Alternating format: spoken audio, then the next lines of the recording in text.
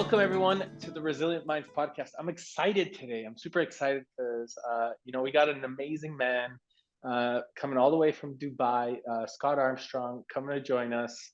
We haven't connected for such a while. It's been forever since I've been in Dubai, so I'm just grateful for having you back on. Being able to connect, and it's good to see you again, brother. It's really good to see you again. You're looking ridiculously well, but I'm excited to talk to you, man. Likewise, bro. And for those of you that don't know, I'm gonna give a little bit of a brief introduction, really signifying this man's work over the last 3 decades, and the importance of how he really has been engaging audiences, building communities, and really creating content focused around his vision, Mentl, and this new platform to tackle the stigma of mental health, really head on, building this content through leadership.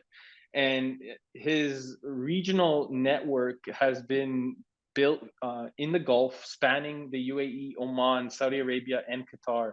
He's been an award-winning journalist and communication strategist, and he's been focused on really delivering this content, speaking and moderating it for more than 3 decades, heading up, different titles such as Arabian Business and Times in Oman, editor in chief, as editor in chief, my apologies, as well as different leadership roles in the UAE's national, plus the host of the UK titles, and even in the Bahamas. So, campaigning throughout your career, highlighting, including changing different UK laws to protect children from kidnappers, and honored by Prime Minister Tony Blair for his definite big unique awareness in within your creation campaign. So really bringing and bridging these private and public sectors, and the importance of really advocating mental health, brother. I just really commend you for the work that you've been doing over the last lifetime. Yeah, it feels like a lifetime as well. Plenty of salt and pepper in there. There's probably more salt than there is pepper these days, unfortunately, but there we go. Well, it's good, man. I'm grateful to be here, and really stand on your shoulders, and learn from you as well, brother, because we rise together. So I'm just grateful for your time, your energy, your presence, and what you've been doing for such a long period of time. I'm very honored. It's been a journey. It's definitely been a journey. I'm one that I'm still on. Yeah. And every day, you're learning something new about yourself, but also learning something new about what you can. I don't know. Give back sounds a little bit pompous, but how can you add value, which is kind of something I'm focused on now. It's just like, look, how can we add value? How can we help? It's not all Mm. about taking, but it's about trying to contribute now. Particularly when you become a parent and you look at your kids and you look at the world that they're growing up in today.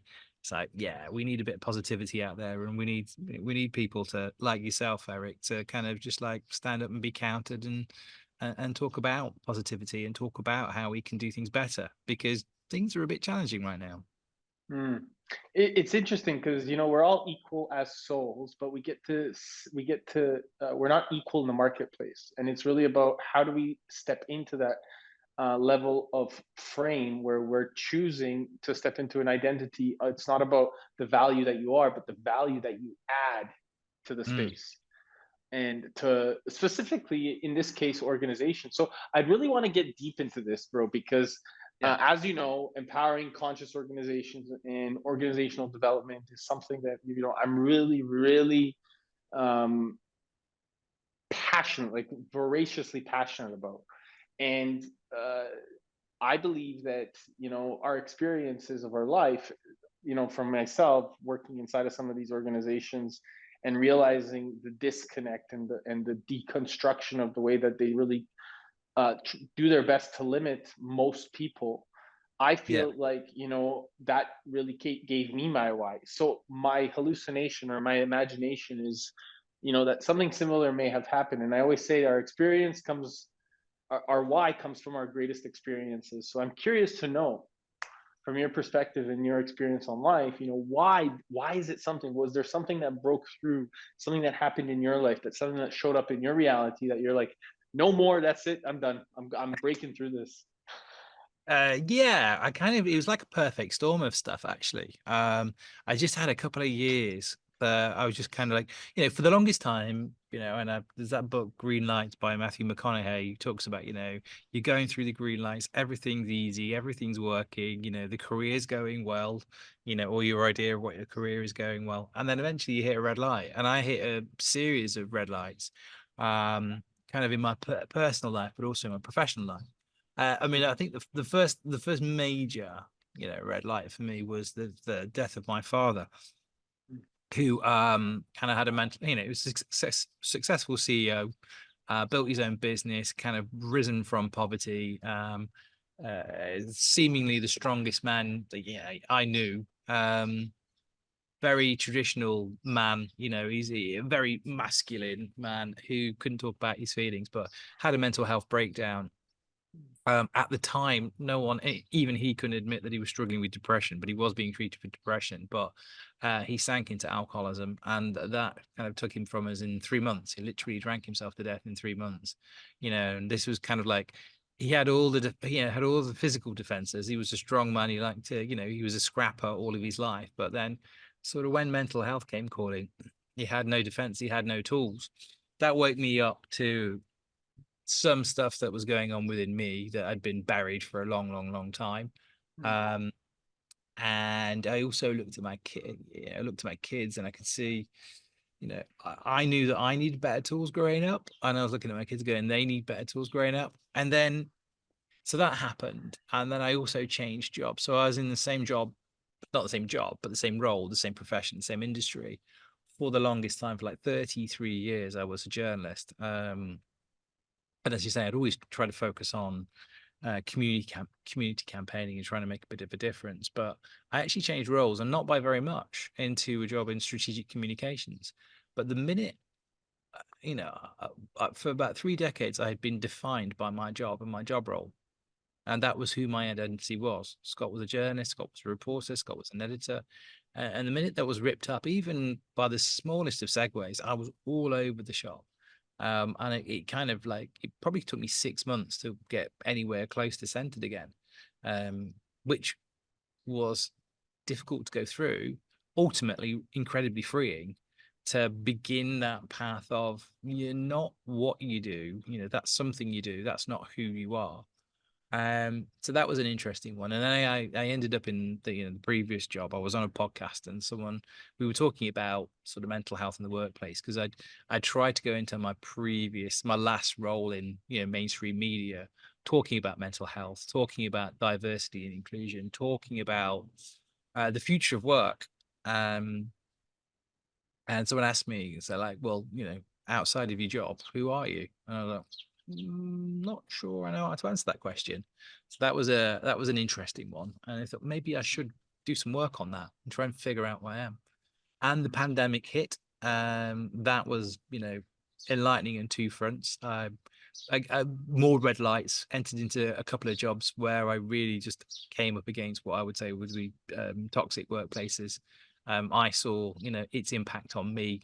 I used to be in that situation where when the WhatsApp came in at 11 o'clock, my entire body would tighten. It was a physical, visceral reaction to WhatsApp. It was almost like Pavlov's dogs. Um, Wow.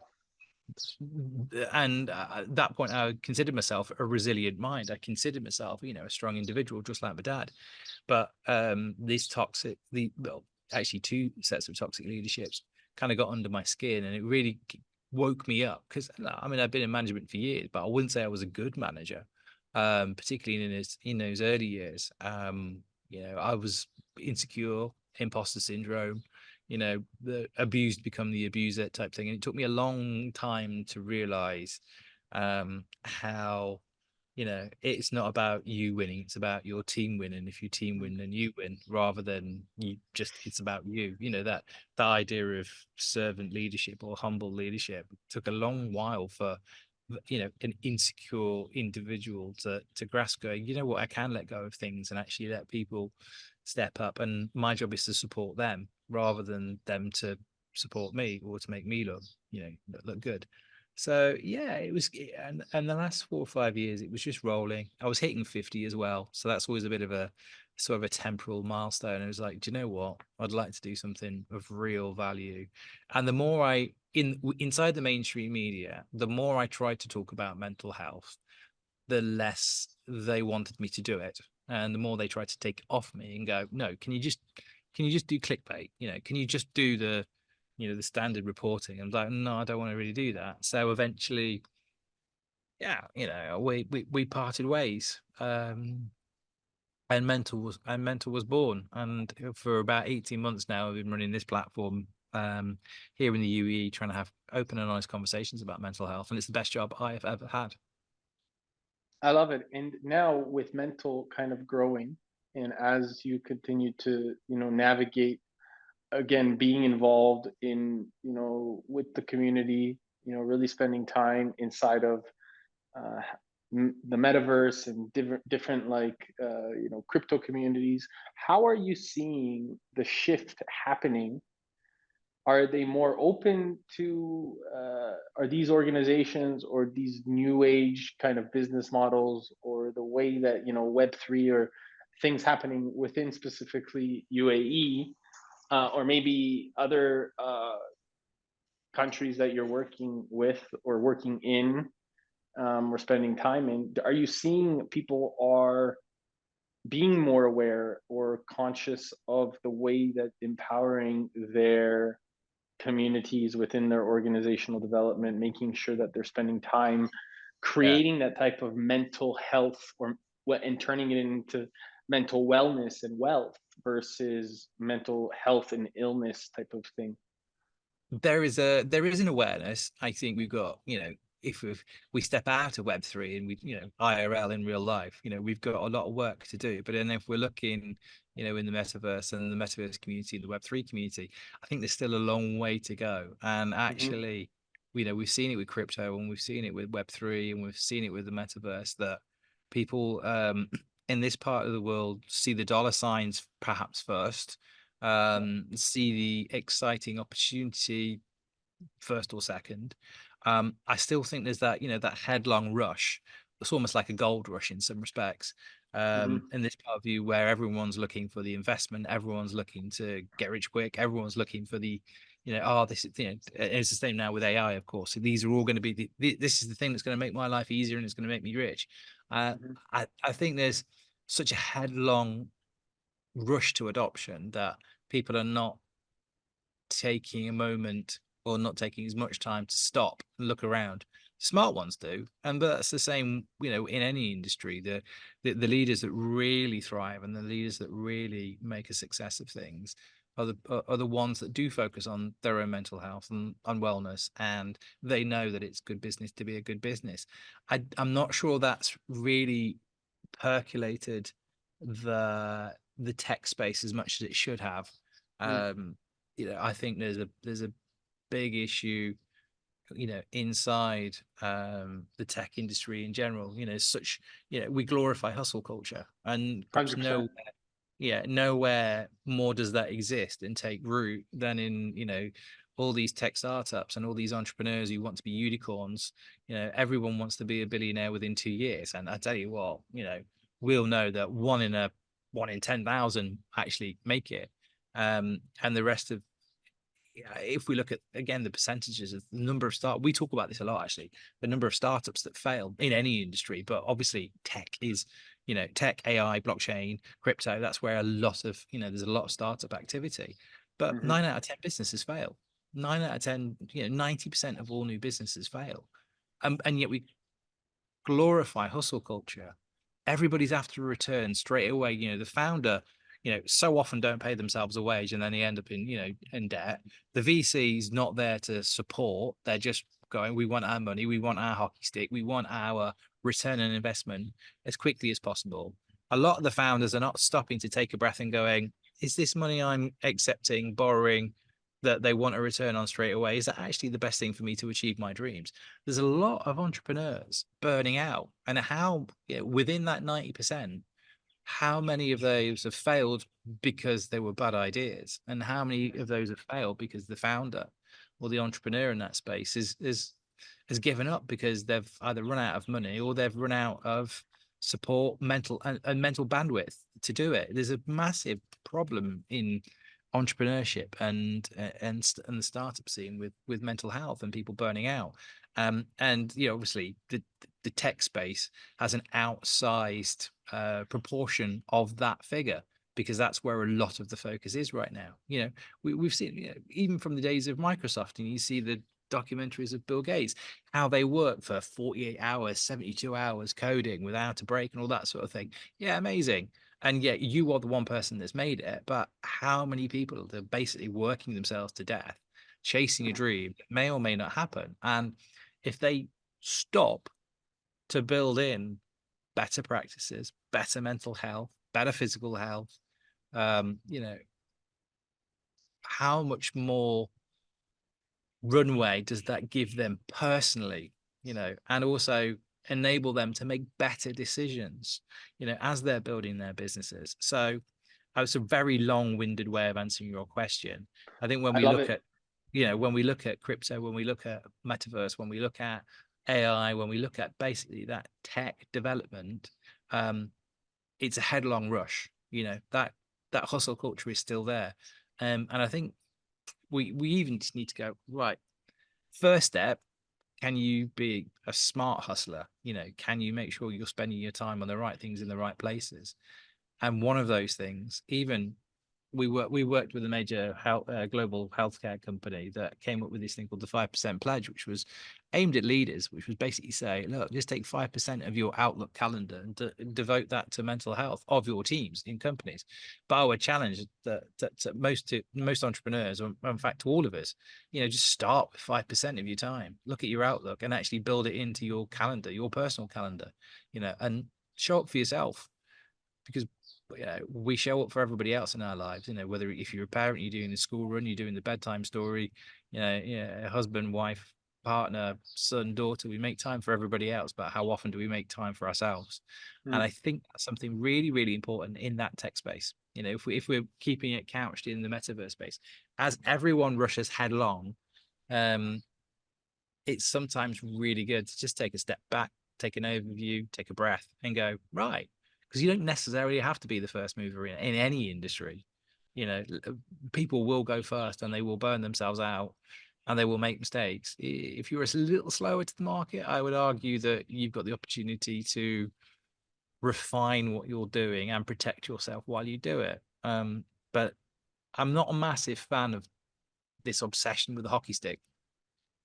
I've even for Mentl, we turned out, I'm very, very fortunate. I've got two shareholders who are patient, who basically said to me, Scott, just go and build what you want to build, and we'll talk about return on investment, in down the line. But for right now, it's just your vision, your dream. Go and do what you want to do. And have I achieved it as fast as they want? I don't think I have yet. We're still very much building, and there's still so much more we can do. But they are like supportive. They are mentors. They are really what investors should be, which is there to kind of advise, guide, support, lift me up when I need lifting up, because we all do. Nobody's on fire all the time. And we turned down investment. We turned down a significant portion of investment because we could just see it was like monetize. I don't care if the product's any good, just market the shit out of it, get people signed up to whatever it is, so then we can flip this as quickly as possible, so we can get return on investment. But that, coming back to what I said about adding value to the world, that doesn't add value to the world. How many products are there out there right now that don't work, that are constantly being flipped, and someone's going to end up holding?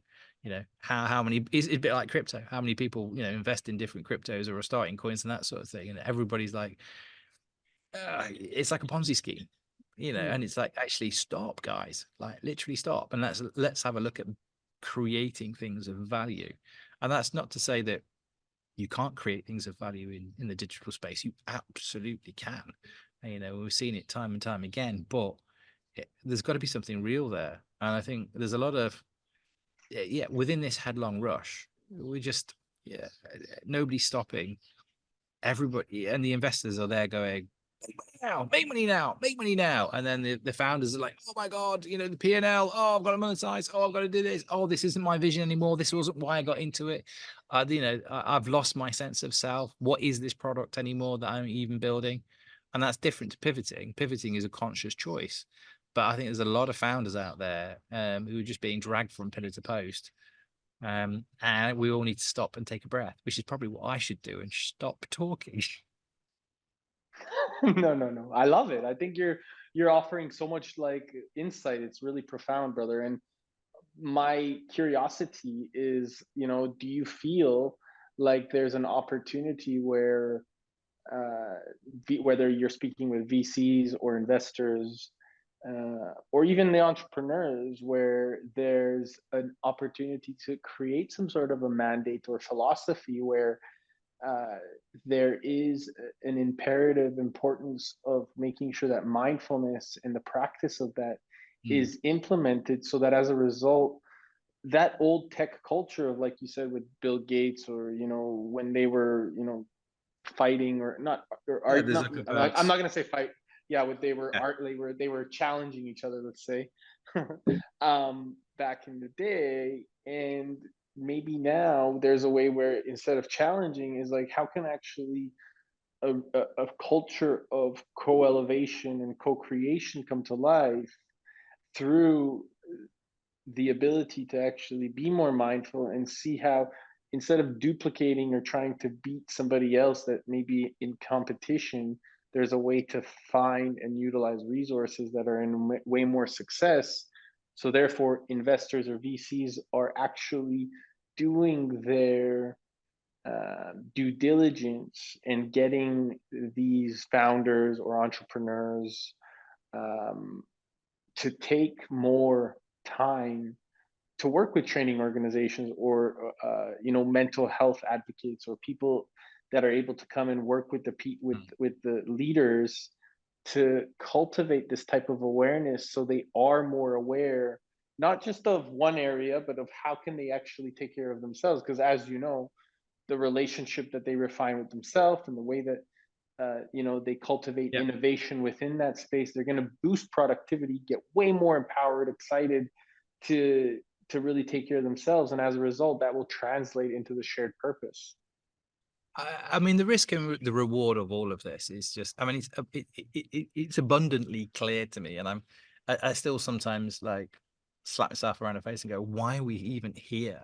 Why is this even, a conversation? Why do me and Eric have to have this conversation to try and educate the corporate world that it's good business to be a good business? We've seen it at the highest levels. Over in the States, we've got Zappos, voted the best place to work year after year after year after year, with profits, but sold for millions, hundreds of millions, I think, and still continues to be a thriving business in which its employees thrive. We've seen the figures. We've actually at Mentl got this kind of this clock that counts up, and like the cost in the UAE alone, the cost of disengaged employees is $10.3 billion in the UAE alone, and this is a country with like 10 million people inside it. $10.3 billion is like it beggars belief that that much money is going up in smoke. And yet every single study that comes back, don't take it from me because I'm a mental health advocate, you could call me a bleeding heart liberal, woo woo, or that sort of thing. He's crossed the Rubicon. But take it from PwC, take it from McKinsey, take it from Ernst and Young, EY, I think they like to be called these days. In in fact, Yeah. if you don't mind, I'm going to share, because I shared it today actually Yeah. on the thing. I said, 84% of executive belief from Accenture believe their future success will be dependent on innovation. 73% of leaders who say they're committed to even innovating can deliver the desired volume of new products or services while also doubling up their revenues, versus 48% of other organizations. 17% of these type of innovative organizations that invest in type of growth and development initiatives throughout their economic cycle generate nearly 17% higher total returns for shareholders and stakeholders. These are from McKinsey. So this is Yeah. this is something that everybody is it's available, and you're right. Like it's being communicated. Why It's just why are we blinding, missing obviously. the paint?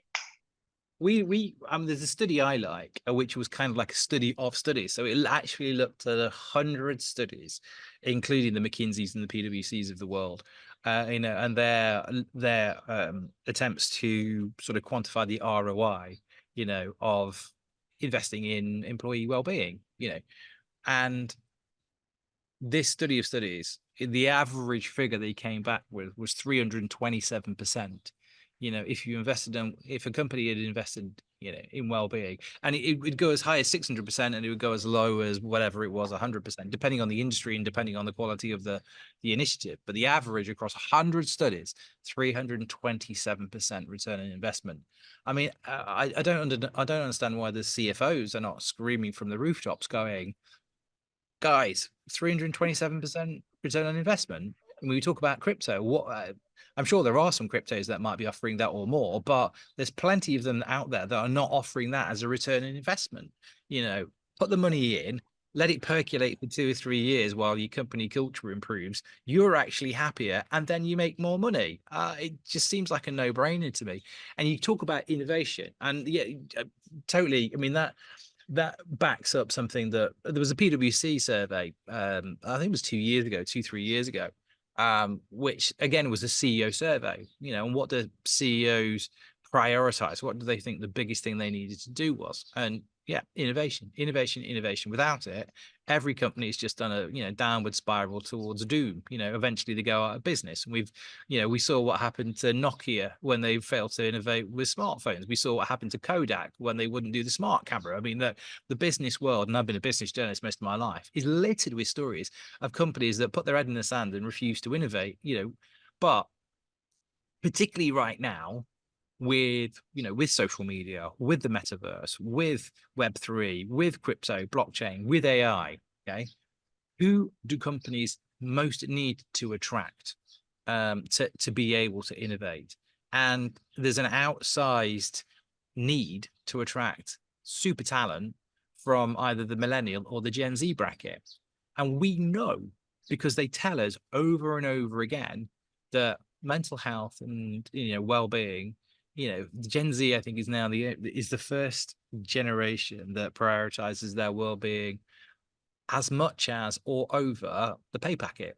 So that old bargain of, I'm going to pay you a wage and I can treat you like dirt, that's kind of broken. And we've got a generation of talent now, Gen Z, and what comes after will be even more fluid, who are happy to jump ship. They don't see it as I must be there for 2 to 5 years. They don't like it. They're out the door. Now, that brings in all sorts of challenges for hierarchical, old-fashioned companies that just want to go, yes, sir, no, sir, 3 bags full, sir. It doesn't work. And it feels like we've got a bunch of dinosaurs across the world who keep looking up, see the glacier coming towards them and going, nah, not yet. No, it's not the ice age yet. It is, it really is for these outdated things. So, yeah, if you are in the C-suite and your job is the CEO, you are supposed to be the steward of your company's future. Now, if you're being an honest broker of that role and you're looking at the sustainability of your company, the only thing you can do now is rotate away from these old practices. If you think about the old Viking movies, like it's no longer one guy at the back hitting the drum while the rest of people in manacles are rowing. It doesn't work anymore because the shackles aren't there anymore. The rowers can just bugger off and find a different ship to take them. So, if you think you're the guy in the thong at the back with the mask on beating the drum, you're not. You're going to be pretty lonely. So it's not time for a change. Change has happened already. And it's just we've got a corporate world that is still addicted. Let's face it, a corporate male world, a corporate male boomer / Gen X world that's still addicted to hierarchy, still addicted to those old ways of doing. And why? Because they haven't had honest conversations with themselves. They are insecure. They are terrified that someone's going to find out that They are terrified that they don't have all the answers. But who has all the Yeah. answers? I've seen so many CEOs and worked for, so many leaders and managers who are just scared little boys who cannot turn around to their teams and go, do you know what? I don't really know. Or how dare you have an answer because I haven't got one, but the only thing I can do as an insecure leader is double down on the hierarchy and make you feel less than you are because you are a threat to me. Not that you actually are a threat to me, but I perceive you to be a threat to me because I'm so insecure. And what percentage of management error do you think are actually in that space? But in this world, when we're talking about, when you look at the world, you've got technology coming through that they don't understand. We've got diversity, equity, and inclusion, where you've got a high percentage of men who are seeing incredibly talented women. And good God, I wish we had far more women in the C-suite because the emotional intelligence they would bring would transform, the Amen. corporate world kind of overnight. What percentage of terrified guys that look like me do you think are sitting in C-suites who are just who are terrified, and they need to send every CEO to therapy, and actually let them deal with their own inadequacies, and maybe we can start having some really good companies that can start creating value in the world. And Well, there's nothing wrong with hard work, and there's nothing wrong with making money. yeah, I I'm a agree, believer in 100%. I'm a believer in meritocracy. I'm a believer in um, free markets. I'm a believer in hard work. But that doesn't all have to come at the cost of our own individual mental health.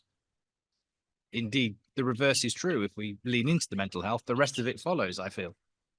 Well, I really believe that, it's fascinating that you bring this up because is it resistant to change? Is it resistant to something new? One of the greats, Peter Drucker, he said, innovation and marketing is what's going to change the language of business. It's what's going to revive, and culture eats strategy for breakfast. So Absolutely.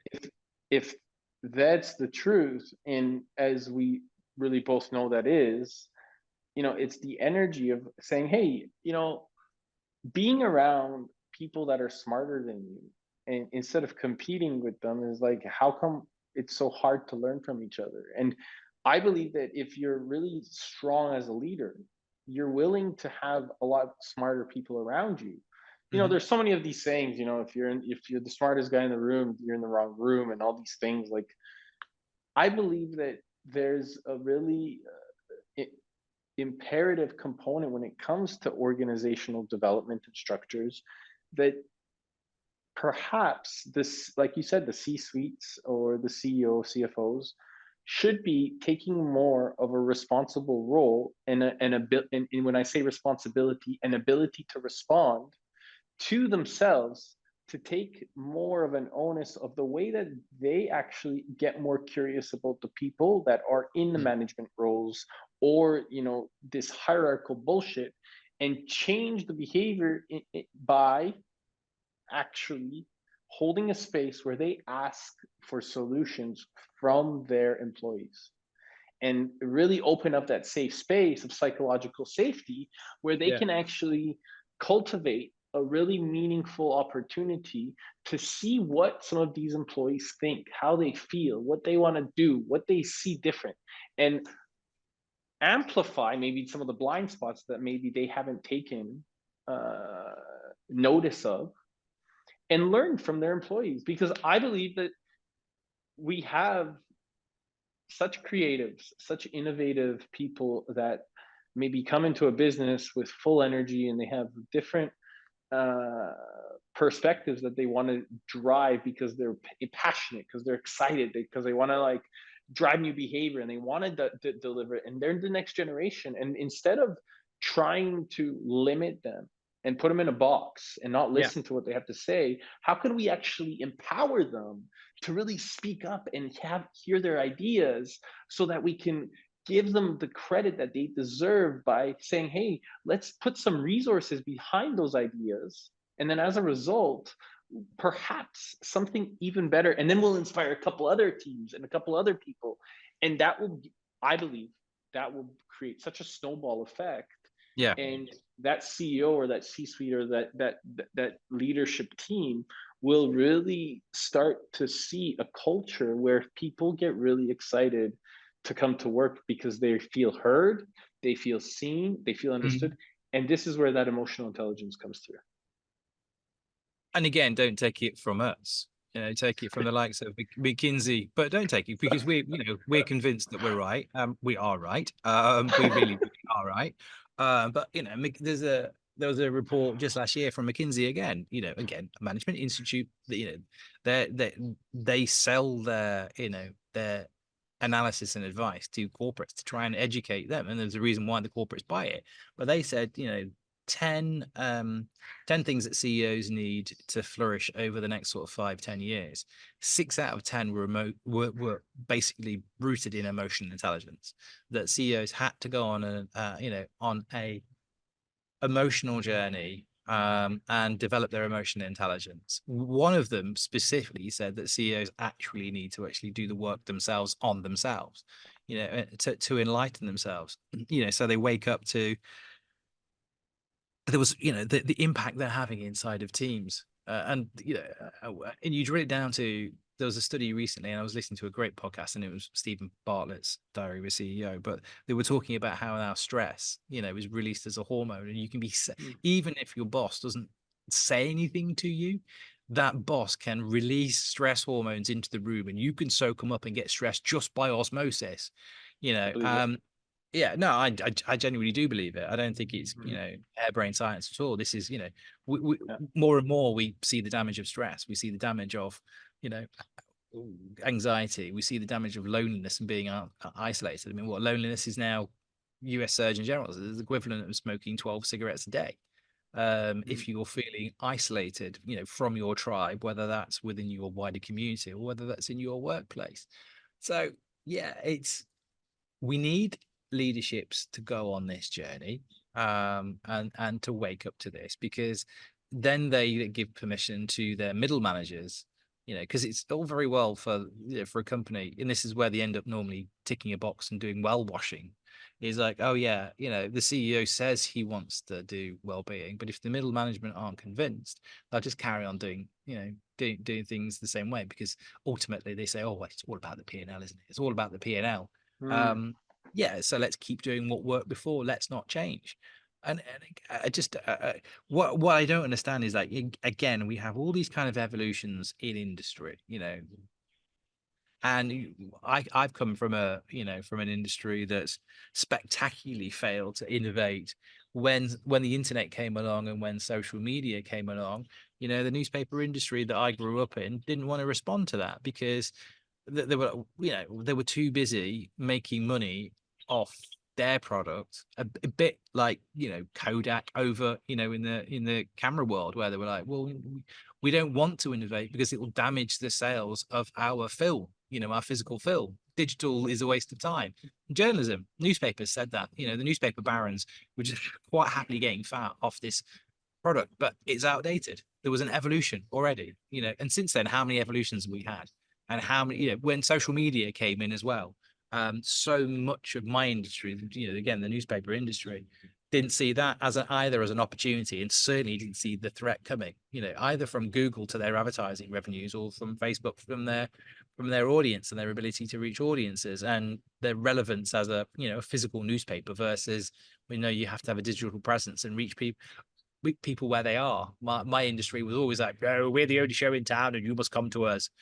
TV very much the same, but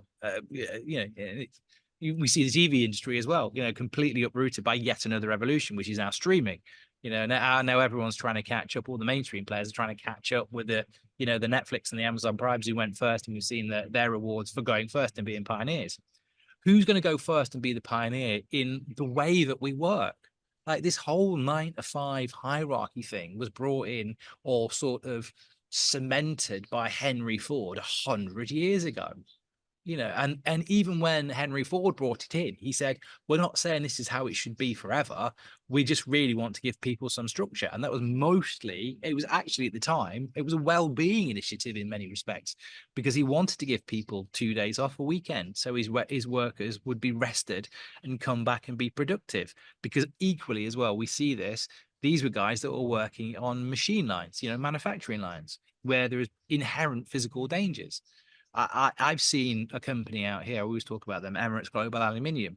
You imagine the work that's done inside Emirates Global Aluminium, massive smelters, intense temperatures, difficult, dangerous work with people who are working shifts and have to be on their feet, particularly in this part of the world in summer where the temperatures are pretty sky high. They embraced well-being. They actually moved well-being from HR, and who made HR mental health experts anyway in the first place. They moved it from HR to health and safety. They said the mental health of their employees was actually an intrinsic part of their health and safety responsibility. It wasn't a nice to have in which someone from HR was going to have to quantify, an ROI on that pool table in the middle of the room. It was no, it's health and safety, which is there to mitigate risk. It is there to make sure that we as a company continue to function, that we can that are the equipment of our plant, which includes the human machinery, continues to function optimally. And when they did this, they had their best year ever. And their leadership were completely and utterly like, right, because they never asked for, don't show us the ROIs just yet. Go away, do what you think is necessary to protect the well-being of our machinery, both human and technological. And they had their best year ever, best financial year ever. So you go to EGA, they say, no, this stuff works. And again, heavy manufacturing, smelter, aluminium plants, molten metal. So what other aspect of industry, what other part of our lives has not evolved in the past 100 years? Whether it's, we use much fewer horses and lancers than we used to in warfare. We use much fewer leeches than we used to do in medicine. We saw off far fewer legs these days. Everything evolves. We don't use corporal punishment in our schools anymore. We don't cane children, when they go to school and get something wrong or misbehave. So many aspects of our lives have evolved. And yet when it comes to the world of work, we're still doing things almost exactly how we used to 100 years ago. It makes no sense. This form of hierarchy too that you talked about earlier, I think that, I really believe that hierarchy is such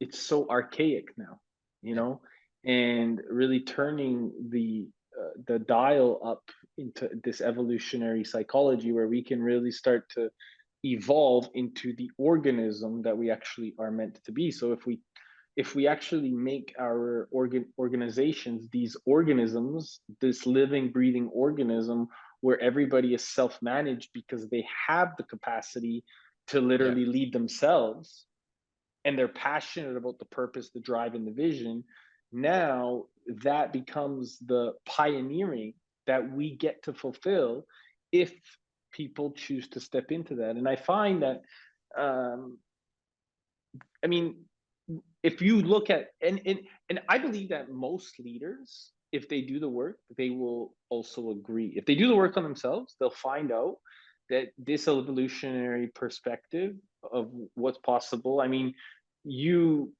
go up in the levels of consciousness and you recognize, Frederick Laroux wrote this beautiful book called Reinventing Organizations.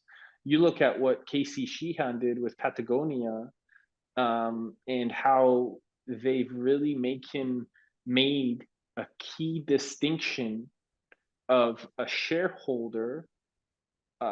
Part of each business is the shareholder is Mother Earth. And so if we start thinking of not just ourselves as individuals separate from one another and the planet, and we then also implement the psychology of, okay, how can we actually do business together as a shared purpose, get really excited about it, but then also utilize one of the major stakeholders or shareholders becomes planet Earth, then how are we creating that regenerative paradigm in mental health, and also by taking, again, another responsible role in the way that we're fulfilling business and consciousness together? What are your thoughts?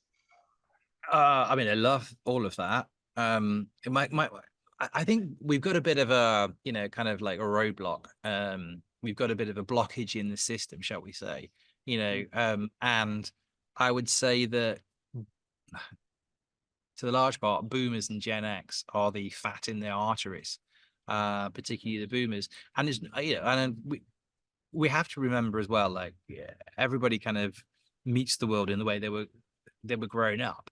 I mean, I do have some sympathy or some empathy, having been one of them and having shared similar goals in life before I kind of woke up a little bit, which was, you got to remember, this was the first generation that were marketed to, mass marketed to via TV, that actually, that were sold to, and they were sold this dream that if you acquire this amount of goods, whether it be new cars, new TVs, new houses, that is your mark of success.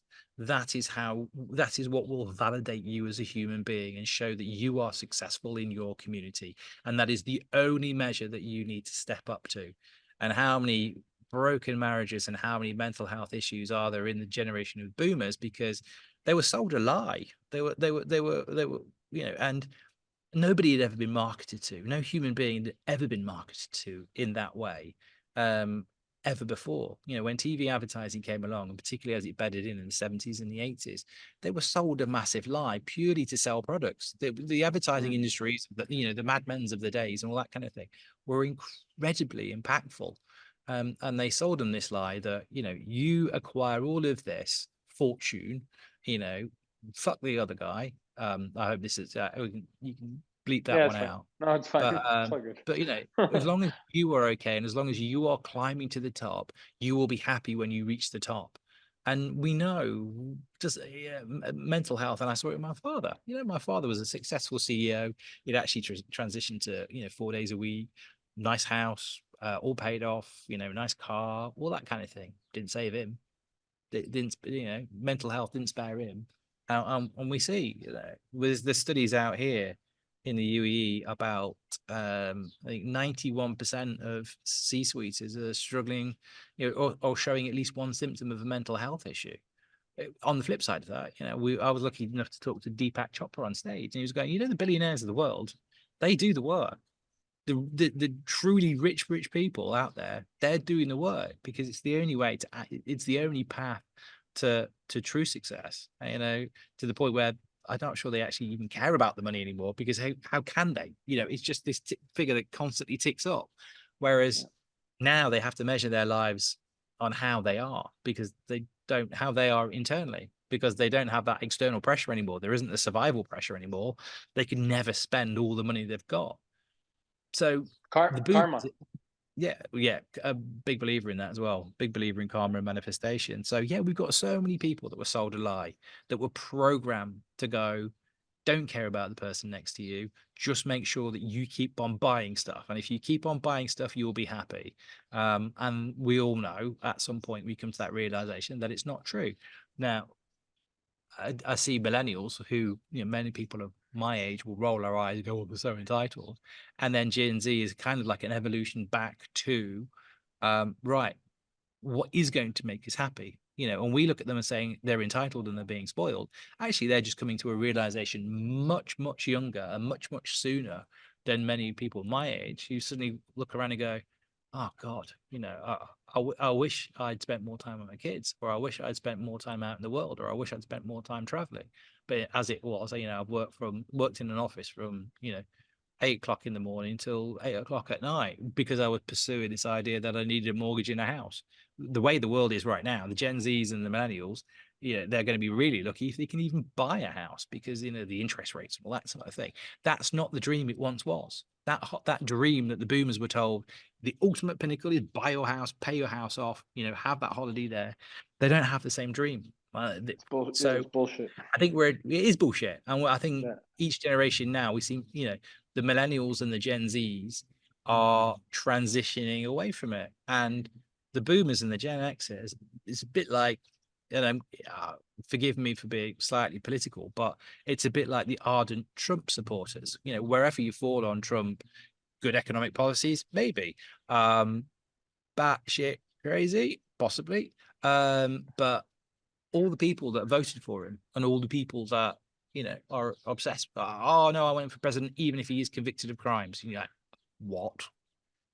Why is it so hard for you to let go of your programming.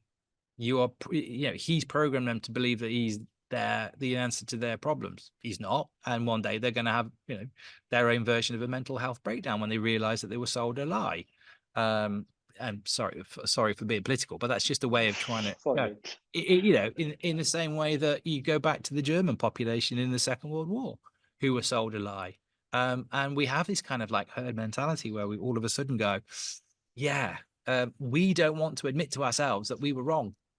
It is hard to admit to yourself that you're wrong. I mean, that's what doing the work is all about, isn't it? How many scandals do we have in the corporate world where companies, rather than face up to problems, hide them away, and then we need a whistleblower to come out and actually tell the truth.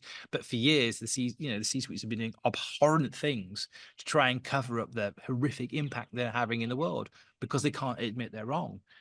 Whereas if you do the work, you begin to have an honest conversation, about the good as well. How many of us talk awfully to ourselves? I'm still struggling with that. But there's the good, but yeah, there's the bad, and it's difficult. And the corporate world needs to kind of wake up and smell what it's shoveling. I'll shut up again. No, you're good. And I think that this is where the compassion comes in. I believe that this is where the strength of when a great leader is willing to do the work on themselves, is willing to take that moment of saying, listen, I did the best I could in the moments I had with the knowledge I had in that moment. And now I'm choosing to take a new way forward. Because we can kick ourselves in the head or in the nuts or whatever you want to kick, wherever you want to kick yourself, and be guilty or feel guilty for all the things that we've done. But I believe that when you do the work, you find that level of grace and compassion for yourself. And then as a result, you move forward with absolute certainty, because you're like, okay, I made the mistakes, I did the failures, but it's not the failure that actually stopped you. It's the failure that helped you look at it as a lesson. And then you get to move forward with that space of grace. And whether, whoever you vote for, or whoever you decided to work with, or however you decided to like show up in the world, that place, you then get to know and say, okay, I didn't know, but now I know, and I can be conscious of my decision, and I can move forward with that level of certainty as a leader. And now I know that I don't know so much. So now, is it possible that I could listen even more to the people that are around me? And I think this is what the epitome, from my perspective, is of a great leader, because we literally learn from each other. When I go out there into the world, I believe that I'm reflecting back. It's in some way, shape, or form, a greater power is showing me a mirror of things if I choose to see the lesson, right? Because we all choose. Like you can see what you want, right? Like you get to make the choice. But there is no destination on this one as well, though. It's we somehow need to have this finite need to be right. Except circumstances keep changing, and they always will keep changing. I always found it ironic that the newspaper industry couldn't change when it was industry founded on change. That was what news was. This was the situation. It is now changed, and we're going to report on it. I always love that Donald Rumsfeld quote, which a lot of people kind of like had took the mickey out of him and mocked him for. But that whole there are the things we know, there are the things we know we don't know, and there are the things we don't know that we don't know. And that's pretty much all of life, just there. And the things that you only know them for now, but those things are going to change anyway. And this isn't anything new. It's not like anybody's talking about anything brand new in brand new thinking. It's not. You for 100 years, and I think it's a Rudyard Kipling quote, questionable author at times, but over the archway at Wimbledon tennis tournaments for the last 150 odd years, which is talking about meeting success and failure on the road and treating them both as imposters, or recognizing them both as imposters. There is no ultimate success and there is no ultimate failure. And compassion therapy is really, really powerful. I had to lean into some last year when things would just get, I didn't fall over, but I could see a point where if I carried on the way I was, again, I was hustling and I was working flat out on something. And I was like, no, I need to take a breath, because I know if I carry on this path, I'm gonna fall over. And it's really, really interesting when you go into compassion therapy and you start just peeling back some of the layers. the language we talk to, and how difficult it is to let go of these things. My therapist, she did this exercise with me, which is said, like, close your eyes. Do you mind if I film you? No, that's fine. Close your eyes. Okay, so close my eyes. Now talk about your 8-year-old daughter. Say nice things about your 8-year-old daughter. And I'm like, because I adore my daughter. She basically do what I'm told. So I'm talking about my daughter. And then she says, right, now with your eyes still closed, I want you to say something positive about you and about yourself. And I thought that I was trying to, which is not an easy exercise. How often is it, do we turn around and go, actually, you're quite a kind person, Scott, or actually, you're quite talented at that, or actually, you're a decent human being. Yeah, you got your, and then yeah, you got your flaws. Initially, we have to almost immediately start disagreeing with ourselves. But I was trying to be nice about myself, and she played me the clip back, and it was amazing when you saw my expression, my face harden, my muscles tighten, and the sound of my voice get harsher when I was talking about myself. And that is that self-compassion thing where, even I'd like to say I'm on the path. I'm not, I'll never be there, but I'm on the path. And even I struggle with that. So how many leaders are there out there right now that, they might be as awful as they humanly possibly can be to employees, but I bet you they're as bad, if not worse, to themselves. 100%. Yeah, it's a reflection. It's a reflection of how you treat others is definitely a deeper reflection of how you treat yourself, and it's really a beautiful distinction that you brought up, and I think it's so important, brother. Dude, this is like an epic conversation. I'm so grateful. So with Should we just do another hour? Yeah, we could just keep going, right? Like, so with Mentl, what's next with Mentl? Where are you heading? What's kind of in the works, and how can people find out more information about you? How you can support, what you can do inside of organizations? How can they reach out to you and connect? Well, the website is, the company name is Mentl, Mentl. We couldn't afford the A. So it's Mentl, and the website is mentl.space. So and we're called Mentl basically because we want to have direct conversations. We don't want to tiptoe around the subject, fluffybrainsparkles.com, which was actually taken as well when we tried to get the URL. So yeah, mentl.space.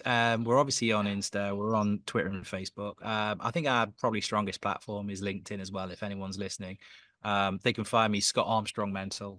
If they search for that, they'll find me on LinkedIn and they'll see the work we're doing. This year, no, it's an interesting one. We launched the region's first mental health awards for the corporate sector last year. And basically this was trying to encourage industries to talk about what they were doing in the well-being space. We had an independent jury, academics, health professionals, athletes, leading business people. And the thing we heard quite a lot from last year was, we don't think we're doing enough yet. And it's like, well, yeah, but if we don't set a benchmark, then we're never going to be able to improve. We need to know where we're at right now.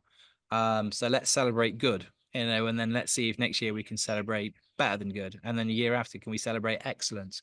So the awards will be back again this year. We're opening up to the entire GCC. This last year they were just for the UAE, but now we're taking them on the road, and they'll be in Saudi, and they'll be in Qatar, and they'll be in Oman and Bahrain and all that sort of thing. So that's big for us. We're doing all sorts of great stuff. We've got podcast lives. We've got a growing network of professionals that we're working with as well to deliver services to the corporate sector. We're doing retreats up in the mountains this year, which I'm really, really excited about. We've got psychologists and clinically trained people coming on board to kind of add to what we do, and our mission is to try and get companies to tell their stories, have authentic conversations inside, because I'm not clinically trained. I'm a storyteller. I haven't got the answers. I've just got lots of questions. But I think if we start with questions, if we start asking ourselves, if we start challenging our own status quos, then I think we'll be in a better place. That's it, brother. And the quality of our questions will determine the quality of our life and our relationship and everything that we really create. So beautiful. I'm going to nick that. That's amazing. Yeah, for sure. If you had 3 days left to live, my brother, what would you do?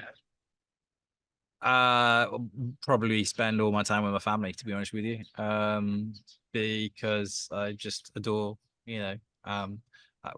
yeah, it would be family, because that's the real. Is there anything more meaningful than that? Other than that, go to the moon. Or go into space. Would love to go into space. Been a sci-fi geek all my life, so yeah. If I could do it all simultaneously, probably go to space and have a look back down on the planet and see how that changes your perspective. You know, what must astronauts feel when they look down? And you know, it's amazing if you ever go somewhere where there's no light pollution. You know, you go to a tropical island somewhere and they haven't got the lights, and you suddenly see all the stars. I challenge anyone to sit there, look up at the, you know, the hugeness of the universe, and then not go, all this stuff that I'm obsessed with is completely and utterly irrelevant and doesn't amount to a hill of beans in the great scheme of things or in this entire massive universe. So yeah, family and go to space. I love it, brother. Dude, you're a legend. I appreciate your time, your energy, and everything. Yeah, I look forward to spending time together when I come back to Dubai, or absolutely meeting somewhere in this beautiful planet. Well, we'll have you physically on our podcast as well, which is the Mentl Space, by the way. We have our own podcast as well. And I can't wait to have you a guest in person on our podcast. I love it, brother. Of course. Done. You're amazing. Thanks, Eric. Hey, everyone, and thank you so much for listening to The Resilient Minds. I hope you enjoyed the show. Please make sure to go comment and like and follow us on iTunes or Spotify, and please make sure that if you really love this, to share this episode, and make sure that you're inviting all your friends to like it as we continue to unfold what the beauty of our minds does. More importantly, how powerful our heart level of intelligence can be when we combine our heart and our brain together. And more importantly, make sure you take the time to take a look at what we're doing at Balanced Media Ventures and how we can actually really support you in doubling your impact, your income, and your influence, and how you can bring your life's greatest vision into your purpose and create it from that level of reality. Talk to you soon.